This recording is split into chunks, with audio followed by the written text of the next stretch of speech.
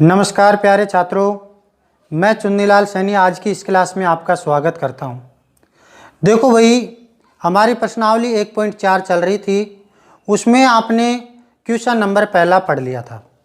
अब question number पहला पढ़ लिया था तो अब उसके बाद आता है क्वेश्चन नंबर 2 और उसमें दिया हुआ है क्या कि ऊपर दिए गए प्रश्नों में उन परिमेय संख्याओं के दशमलव प्रसारों को लिखिए जो शांत हैं। ऊपर दिए गए, ऊपर देने का मतलब क्या है कि जो पहले क्वेश्चन में दिए गए हैं। जो पहला क्वेश्चन हमने किया है उसमें हमने क्या किया था, शांत और अशांत ये देखा था कि कौन सी तो शांत है और कौन सी अशांत है। लेकिन यहाँ हमसे ये कह रहा है कि जो शांत है उनका दशमलव प्रसार भी लिखना है, शांत दशमलव प्रसार हमको लिखना है। तो देखो हमने इधर क्या किया है, जो भी शांत हैं उनको हमने अलग से लिख लिया है, जो भी शांत है उनको हमने अलग से लिख लिया। तो अब हम देखेंगे इसमें पहला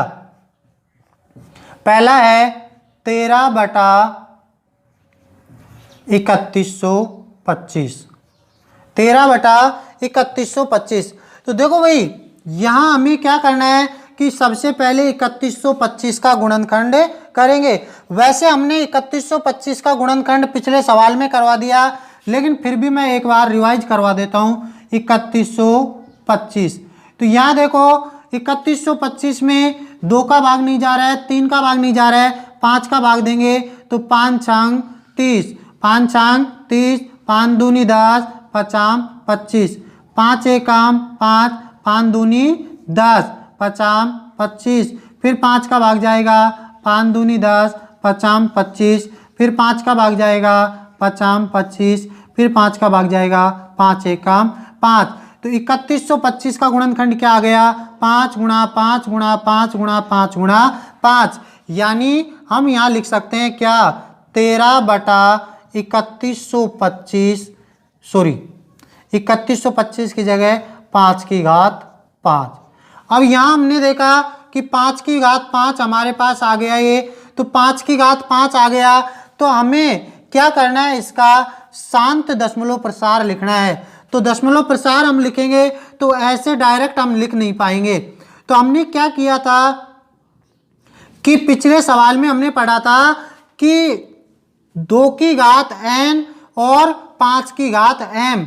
तो यहां हम क्या करेंगे, वही काम करेंगे कि 5 की घात क्या आ रही है, 5 आ रही है, 5 की घात क्या आ रही है, 5 आ रही है, तो 13/5 की घात 5।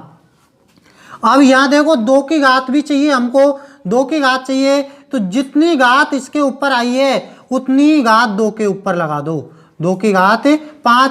लेकिन यहाँ एक जगह लगाने से काम नहीं चलेगा, इसको हमको ऊपर भी लिखना पड़ेगा, 2 की घात 5।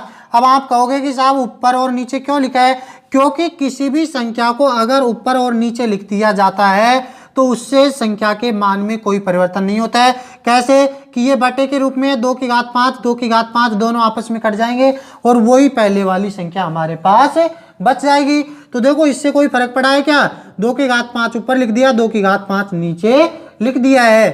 तो यहां हम देखेंगे कि 13 गुणा में 2 की घात 5 को हम क्या लिख सकते हैं, 2 गुणा 2 गुणा 2 गुणा 2 गुणा 2, तो 2 दूनी 4 दूनी 8 दूनी 16 दूना 32, कितने हो गए, 2 दूनी 4 दूनी 8 दूनी 16 दूना 32 हो गया। और इस 32 को हमको किससे गुणा करना पड़ेगा, 13 से। किससे गुणा करना पड़ेगा, 13 से। यहां देखो दोनों के ऊपर घात क्या लगी हुई है, 5। घात क्या है, कॉमन है, घात कॉमन है, तो हम क्या लिख देंगे, 5 गुणा 2 की घात 5, ये लिख दिया। अब यहां देखो इनको गुणा करो, 13 दूनी 26, 13 दूना 26, असल की 2, 13 ती 39, 39 और 2 क्या हो जाएगा, 41, 39 से 2 क्या हो जाएगा, 41 बटा यहाँ हो जाएगा 5 दूनी का 10। अब 10 के ऊपर कितनी घात लग रही है, 5, 5 घात लग रही है तो 5 जीरो हो जाएगी, 1 3 4 5, कितनी हो गई, 5 जीरो हो गई। 5 जीरो होने का मतलब क्या हो गया कि यहाँ 5 अंक छोड़ के पॉइंट लगाना है। तो देखो 1 2 3 तो हमारे पास है, तो 6 1 4। अब 5 अंक छोड़ के लगाना है, 1 2 0 और लगा दो, यहाँ दशमलव लगा दो और यहाँ 0 लगा दो, तो ये आपका आंसर हो जाएगा कि 0.00416, 0.00416, ये आपका हो जाएगा दशमलव प्रसार। तो देखो ये अगला क्वेश्चन है हमारा 17/8। 17/8 का भी हमको वही काम करना है जो पिछले सवाल में किया था, 17 अब देखो 8 के तो गुणनखंड हमको याद होने चाहिए, 2 दूनी 4 दूनी 8, 2 की घात 3, क्या हो जाएगा 2 की घात 3 हो जाएगा। अब देखो पिछले सवाल में 5 की घात 5 आया था, तो हमने क्या किया था, 2 की घात 5 को ऊपर नीचे गुणा किया था। यहां हमें क्या करना पड़ेगा, जैसे 2 की घात 3 आ गया तो 5 की घात 3 को ऊपर नीचे गुणा कर दो, तो 17/2 की घात 3 ऊपर हो जाएगा 5 की घात 3 बटा नीचे भी क्या हो जाएगा 5 की घात 3। ये ऊपर नीचे गुणा कर दिया हमने। गुणा करने के बाद हम देखेंगे कि 17 गुणा में 5 का क्यूब क्या होता है 125। देखो 5 25 25 पंजो 125, ये हो गया। अब यहाँ हम देखेंगे तो 5 की और 2 की कॉमन घात है ना 3, तो 2 गुणा में क्या हो जाएगा 5 की घात क्या हो जाएगा 3। तो यहाँ देखो भाई ऊपर वालों को गुणा करो तो 17 पंजो 85, 17 पंजो क्या हो जाएगा 85 हो जाएगा। तो असल की कितनी हो जाएगी 8, 17 दूना 34, 34 और 8 कितने हो जाएंगे 42, असल की 4, 17 एकम 17 और 4 21 बटा 5 दूनी 10, 10 की घात 3 का मतलब क्या है 3 0। तो यहाँ देखो 1 2 3 अंक छोड़ के पॉइंट लगाना है, तो 2.125, ये हो गया हमारा क्वेश्चन अगला। तो इस तरह से आप कर सकते हो, कोई दिक्कत नहीं है। अब देखो हम क्वेश्चन नंबर अगला देखते हैं। तो अगला हम क्वेश्चन देखेंगे तो वो है 15/1600, 15/1600। तो यहाँ देखो हमने 15/1600, 1600 का पिछले सवाल में गुणनखंड करवा दिया था, तो हमें याद होना चाहिए 15/1600 का क्या होगा 2 की घात 6 गुणा 5 की घात 2, 2 की घात 6 गुणा 5 की घात 2, ये हो जाएगा। तो ये हो जाएगा। तो यहाँ हम देखेंगे कि देखो यहाँ तो ओनली 1 आ रहा था, इसलिए हम जो नहीं आ रहा था उसको ऊपर नीचे गुणा कर रहे थे, लेकिन यहाँ देखो 2 की घात 6 है और यहाँ 5 की घात 2 है। तो अब हम क्या करें, समस्या हो गई ना। पिछले सवाल में तो 1 आ रहा था तो हम दूसरे वाले को उसके समान घात लेके ले लेते थे।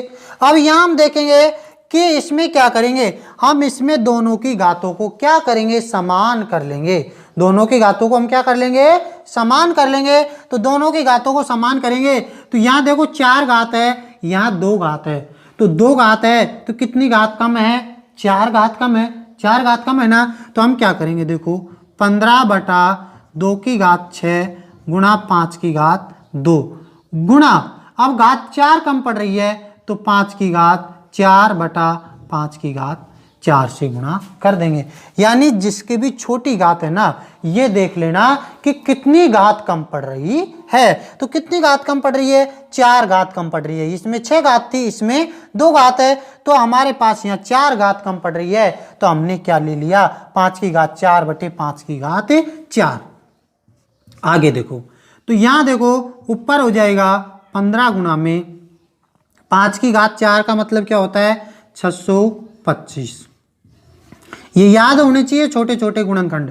तो हम यहाँ देखेंगे 2 की घात 6 गुणा, अब यहाँ देखो गुणा में आपने क्या पढ़ा है दोनों की घातें जुड़ जाएगी 5 की घात 6, इनको गुणा करो 15 5 75, 15 दूनी 30, 30 और 7 37, 15 छिक्की 90, 90 और 3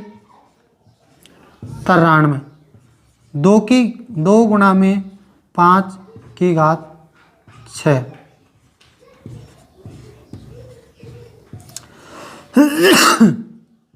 तो यहाँ हो जाएगा 10 की घात 6। तो देखो 93 75 बटा 1 2 3 4 5 6, तो 6 आ गया।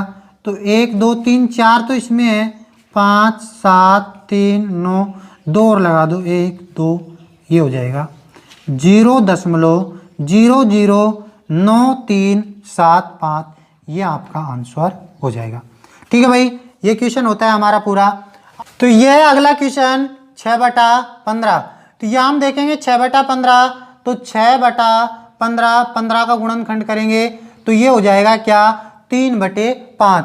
लेकिन हमको क्या करना है, इसको करने से पहले काट लेना है। देखो 3 दूनी का 6 और 3 पंजो 15, ये कट रहा है ना, तो हमने काट लिया। काटने के बाद हमारे पास आ रहा है क्या, 2/5।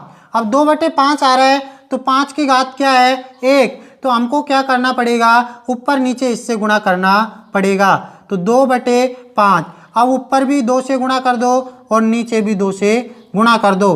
तो ऊपर हो गया 2 दूनी का 4, ऊपर क्या हो गया 2 दूनी 4, नीचे हो गया 5 दूनी 10। तो यहाँ हम 10 का एक अंक छोड़ के पॉइंट लगाएंगे तो 0.4, ये हमारा आंसर हो जाएगा। इस तरह से ये बहुत ही सिंपल क्वेश्चन था। अब लास्ट क्वेश्चन है हमारा 35/50। तो ये भी कट रहा है क्या भाई, कट रहा है तो काट लो। देखो 5 7 35 और 5 दाई 50, 5 दाई 50, कट रहा है, ये हमारा कट रहा है। तो देखो कोई दिक्कत की बात नहीं है। अब यहाँ हम क्या करेंगे, इसका सिंपल सा लिख देंगे। क्या, एक अंक छोड़ के पॉइंट जा रहा है तो हम देखेंगे क्या हो जाएगा, 0.7, इसका दशमलव प्रसार हो जाएगा। क्या हो जाएगा भाई, 0.7। देखो भाई बीच में अपना एक क्वेश्चन रह गया था, और वो क्वेश्चन है क्या, ये है देखो 6 नंबर वाला, 23/2 5/2। तो ऐसे क्वेश्चन अभी थोड़ी देर पहले अपन ने पढ़ा था कि दोनों की घात हमको क्या करनी पड़ेगी, समान करनी पड़ेगी। तो 23/2 यहाँ 5/2, कितनी घात कम पड़ रही है, हमारे पास एक घात कम पड़ रही है। तो 5/5 से हम इसको गुणा कर देते हैं। तो करेंगे तो यहाँ हो जाएगा 5 15, 5 दूनी 10 और 1 11। तो यहाँ देखो भाई ये हो जाएगा 2/3 गुणा 5/3। तो भाई क्या करेंगे, 115 यहाँ हो जाएगा 2 गुणा 5/3। तो ये हो गया, तो 115/10/3 का मतलब हो गया 3 0। अब 3 अंक छोड़ के पॉइंट लगाएंगे तो 0.115, ये हमारा आंसर हो जाएगा। ठीक है भाई, ये होता है हमारा क्वेश्चन पूरा। तो भाई ये है अगला क्वेश्चन। कुछ वास्तविक संख्याओं के दशमलव प्रसार नीचे दर्शाए गए हैं। प्रत्येक की स्थिति के निर्धारित कीजिए कि यह परिमेय संख्या है या नहीं है। यदि परिमेय संख्या है और P/Q के रूप की है तो Q के अभाज्य गुणनखंडों के बारे में आप क्या कह सकते हैं। तो हम यहाँ देखेंगे, देखो दशमलव प्रसार, दशमलव प्रसार, देखो दशमलव प्रसार 3 प्रकार का होता है। कितने प्रकार का होता है भाई, 3 प्रकार का। एक तो होता है शांत, शांत दशमलव। दूसरा होता है अशांत आवर्ती, और एक तीसरा होता है अशांत अनावर्ती, अनावर्ती, अशांत अनावर्ती। तो यहाँ देखो शांत, शांत में तो हम क्या करते हैं कि वे संख्याएं जिनमें भाग पूरा पूरा जाके रुक जाता है। जैसे कि कोई भी संख्या ले लो, जैसे हमने लिया 2 लिया, 2 में भाग दिया 5 का, तो यहाँ देखो 0.4 पंजो 20, भाग पूरा पूरा गया।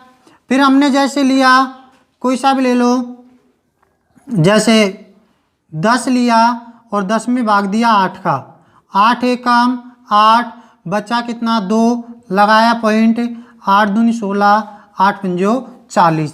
ये भाग पूरा पूरा गया। अब ये तो होती है शांत जिसमें भाग पूरी पूरी बार चला जाए। एक होती है अशांत आवर्ती जिनमें भाग तो जाता है, जैसे 1/3। अब इसमें भाग जाएगा, देखो 0.3 तिया 9, 0 पॉइंट यहाँ हो जाएगा 3 तिया का 9। तो देखो भाई 3 तिया 9 होने के बाद हम देखेंगे 3 3 3, ये भाग जाता ही जाएगा, ये भाग रुकेगा नहीं, यानी कि 3 3 की पुनरावृत्ति होती जाएगी, यानी 0.3 के ऊपर बार लग जाएगा। तो अब यहाँ देखो अगला आता है अशांत अनावर्ती, यानी अशांत तो है लेकिन उसकी आवर्ती नहीं हो रही है, अनावर्ती है। यानी जैसे आपका भाग जाएगा, जैसे 0.1 बार गया 1 4, फिर अगली बार गया 1 4 0, फिर अगली बार गया 1 4 0 0, फिर अगली बार गया 1 4 0 0 0, यानी यहाँ कोई आवर्ती नहीं हो रही है, बढ़ता ही जा रहा है, भाग तो जा रहा है लेकिन नहीं तो इसकी आवर्ती हो रही है और नहीं ये शांत है। तो ऐसी आवर्ती को हम क्या कहते हैं? अशांत अनावर्ती। अब यहाँ हम देखेंगे कि ये दोनों जो होते हैं ना, ये तो होती है परिमेय संख्या। कौन सी होती है? परिमेय संख्या। और ये जो अशांत अनावर्ती है ये होती है अपरिमेय संख्या। तो कईयों ने शुरू में सोचा होगा कि पहले अपन ने शांत और अशांत आवर्ती पढ़ी थी, लेकिन वो परिमेय संख्याओं का ही प्रकार पढ़ा था। यहाँ दशमलव प्रसार का हम फुल प्रकार पढ़ेंगे तो ये 3 प्रकार का होता है। इनमें से ये दोनों होती है परिमेय और ये होती है अपरिमेय। तो अब यहाँ हम देख लेंगे इन सवालों में। देखो पॉइंट के बाद 1 2 3 4 5 6 7 8 9, आगे डॉट डॉट नहीं लग रहा है, अनंत का चिन्ह नहीं लग रहा है, तो इसका मतलब क्या है? ये शांत है, शांत है, शांत है। तो अब हम यहाँ देखेंगे कि शांत है तो ये संख्या कौन सी होगी? परिमेय संख्या होगी। तो हम कहेंगे हल में ये संख्या कौन सी हो जाएगी भाई? परिमेय संख्या, क्योंकि हमें ये बताना है कि परिमेय संख्या है या नहीं है। तो देखो शांत दशमलव है, शांत दशमलव किस में आती है? परिमेय में आती है। अब यहाँ देखो अगर ये शांत है तो शांत का आपने पहले थोड़ी देर पहले पढ़ा था, यानी पिछले क्वेश्चनों में, कि हर क्या होता है? 2 की घात n 5 की घात m के रूप में होता है। तो शांत दशमलव है इसलिए हम क्या कहेंगे? हर 2 की घात n व 5 की घात m के रूप का होगा, रूप का होगा। क्योंकि हमें यही तो दर्शाना है कि क्यू के अभाज्य गुणनखंडों के बारे में आप क्या कह सकते हैं? तो क्यू के यानी हर 2 की घात n व 5 की घात m के रूप का होगा, या हम कह सकते हैं क्यू के गुणनखंड 2 की घात n व 5 की घात m के रूप का होगा। अब यहाँ से अगला क्वेश्चन हम देखते हैं। देखो 0.120 1 2 0 0 1 2 0 0 0, यानी ये किस में आ गई? अशांत अनावर्ती में। अशांत अनावर्ती में आ गई तो हम क्या कहेंगे कि यह अपरिमेय संख्या होगी। अतः हम हल में क्या लिख देंगे? अपरिमेय परिमेय संख्या। तो ये अपरिमेय संख्या होगी। अगर अपरिमेय संख्या है तो हर के बारे में हम कुछ कह ही नहीं सकते, हर के बारे में हम कुछ कह ही नहीं सकते। अब यहाँ से आगे हम देखेंगे अगला क्वेश्चन। तो ये देखो इसके ऊपर आवर्ती लग रही है, यहाँ हमारा आया था ना आवर्ती वाला, तो ये हो गया अशांत आवर्ती। अशांत आवर्ती है तो हम हल में क्या कहेंगे कि ये परिमेय संख्या होगी। क्या होगी? परिमेय संख्या। परिमेय संख्या तो हो गई, लेकिन अब हर के बारे में, अब देखो इसके हर के बारे में हम क्या कहेंगे? जब ये अशांत है ना तो 2 की घात n व 5 की घात के m के रूप का नहीं होगा। तो हम लिख देंगे q 2 की घात n व 5 की घात m के रूप का नहीं होगा। तो ये था सिंपल सा क्वेश्चन हमारा 3 नंबर। इसी के साथ हमारी प्रश्नावली एक पूरी होती है। हमें उम्मीद है कि ये सारी प्रश्नावलियाँ जो हमने 1.1, 1.2, 1.3, 1.4 करवाई है वो आपको अच्छी तरह से समझ में आई होगी। अगर ये सारी क्लासें आपको अच्छी तरह से समझ में आ रही है, आपको पसंद आ रही है, तो अपने दोस्तों तक इनको ज़रूर शेयर करें और हमारे वीडियो को लाइक करते रहे और चैनल को सब्सक्राइब कर ले, जिससे सारे नोटिफिकेशन आपको प्राप्त होते रहे। और इस लॉकडाउन में आप कड़ी मेहनत करते रहो, लगे रहो इसी तरह से। ठीक है भाई, जय हिंद, जय भारत।